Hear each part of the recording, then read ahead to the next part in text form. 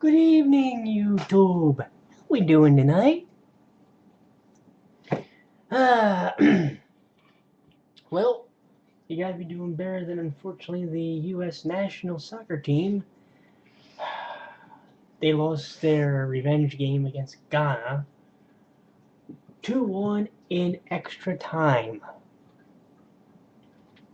And for those of you that are unaware about how that works, basically, if in a knockout stage a game is level or tied, after 90 minutes they play a full 30. 2 15-minute halves, and if it is level after that, they go to penalty kicks. They used to have the golden goal rule, but that rule has since been abolished. So yes, it sucks, but you know, 4 years from now, hopefully, we'll be able to do something.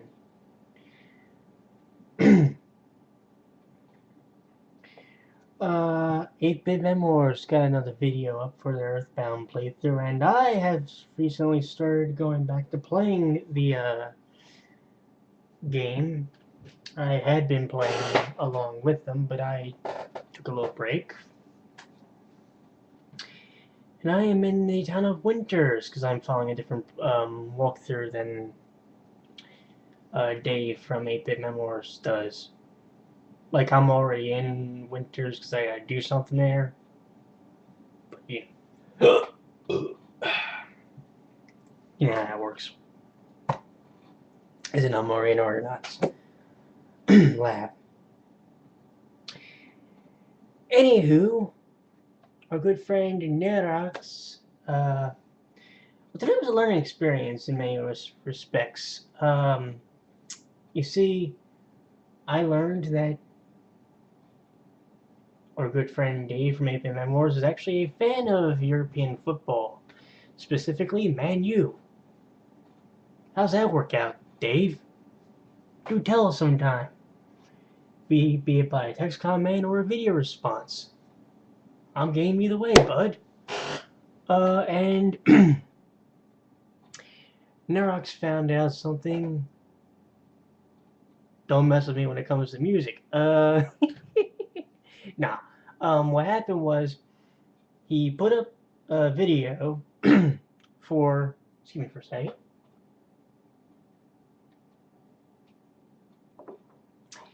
He put up one of his night drive videos when 1 a.m. he was out when people were club hopping on the island of, I believe it was in Honolulu, but he could probably tell us better.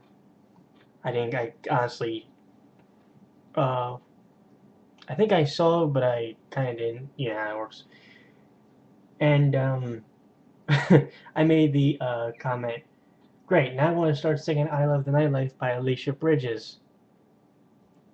For those of us that don't know, that was a song that was really popular in the 1970s when the disco period was going on. And if anybody's wondering, I was born in 1981, which was officially the end of the disco period.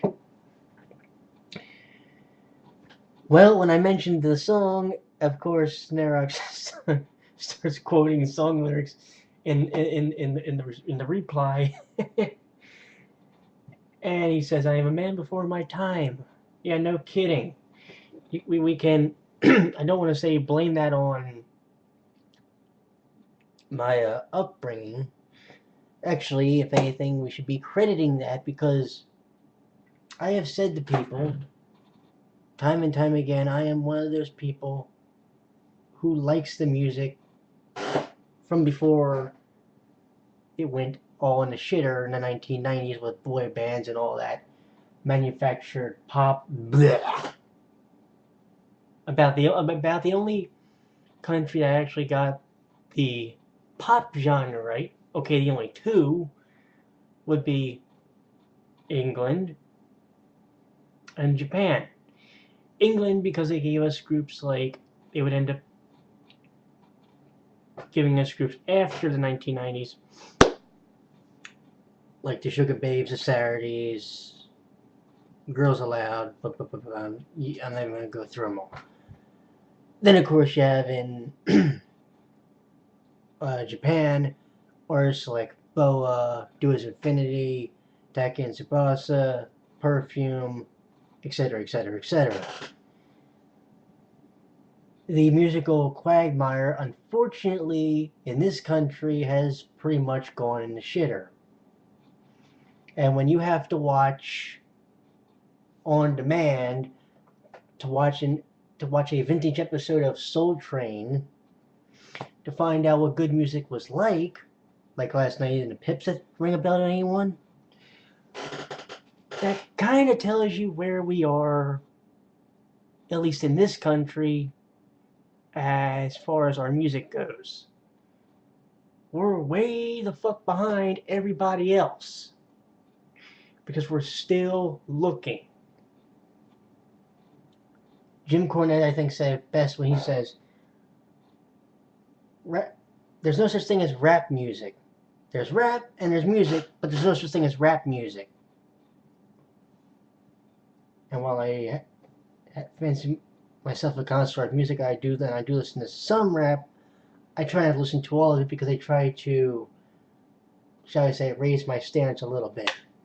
Now, this one artist whose name suddenly escapes me, that Hokoto brought up to me about it, who does trance music. That's pretty awesome. So, you know. It came up because I was watching his episode of, or his pickup video, and the song plays in the second part, and I'm like, damn, that's some good shit, man. Who is it? So he replies in the comment who it was, and I went and looked it up and favored the song, by the way, because that's how I roll.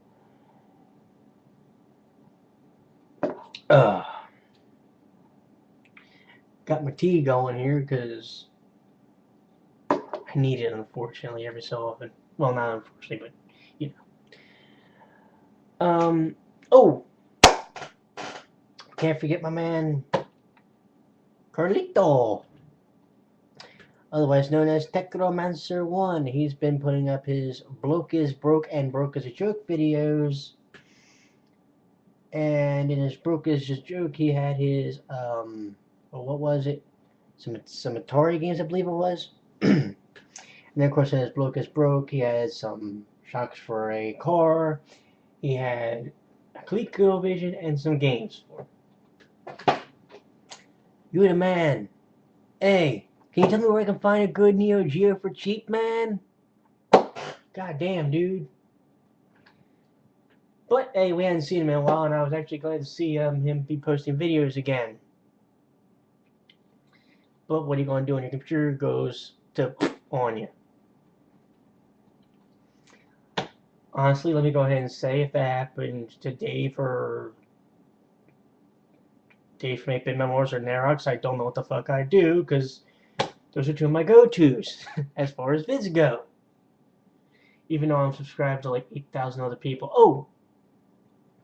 And started checking out wesgrosscustoms, whom I heard about through YouTubeosaurus. He has a pickup video for the month of June up, so do go check him out. Somehow that fucker got Super Metroid for a fucking $1. One of the best Super Nintendo titles ever, and the fucker gets it for $1. I'd say it's a pretty fucking epic pickup, don't you?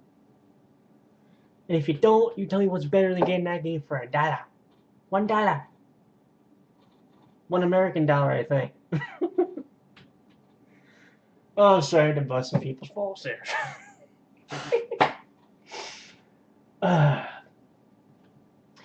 It's weird. I actually find myself watching, like, even though I'm subscribed to like 8 million people, a smaller cluster of videos. I couldn't explain to you why that is, but that's what's been happening lately, and I try not to do that, but it just happens. To everybody else that I'm subscribed to, I actually honestly apologize, because I can't explain it. But I will explain this. I'll see you tomorrow.